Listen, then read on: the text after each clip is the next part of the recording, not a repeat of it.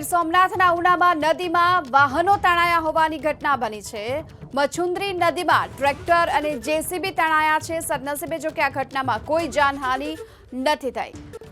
હાલ તો જે દ્રશ્યો સામે આવી રહ્યા છે ગીર સોમનાથના ઉનાના, જ્યાં નદીમાં વાહનો તણાયા છે કે જેસીબી અને ટ્રેક્ટર નદીમાં તણાયા હોય એ પ્રકારનો વિડીયો હાલ સામે આવી રહ્યો છે। દ્રશ્યો ગીર સોમનાથના ઉનાની મછુંદરી નદીના છે કે જ્યાં પાણીનો ભારે પ્રવાહ વહેતો જોવા મળ્યો અને અહીં ટ્રેક્ટર અને જેસીબી મશીન તણાયા હોવાની ઘટના બની છે। જોકે સારી વાત એ રહી છે કે આ ઘટનામાં કોઈ જાનહાનિ નથી થઈ।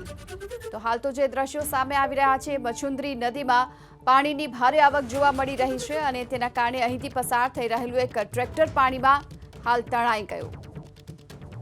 હાલ તો જે દ્રશ્યો સામે આવી રહ્યા છે ગીર સોમનાથના ઉનાના, જ્યાં નદીમાં વાહનો તણાયા છે કે જેસીબી અને ટ્રેક્ટર નદીમાં તણાયા હોય એ પ્રકારનો વિડીયો હાલ સામે આવી રહ્યો છે। દ્રશ્યો ગીર સોમનાથના ઉનાની મછુંદરી નદીના છે કે જ્યાં પાણીનો ભારે પ્રવાહ વહેતો જોવા મળ્યો અને અહીં ટ્રેક્ટર અને જેસીબી મશીન તણાયા હોવાની ઘટના બની છે। જોકે સારી વાત એ રહી છે કે આ ઘટનામાં કોઈ જાનહાનિ નથી થઈ।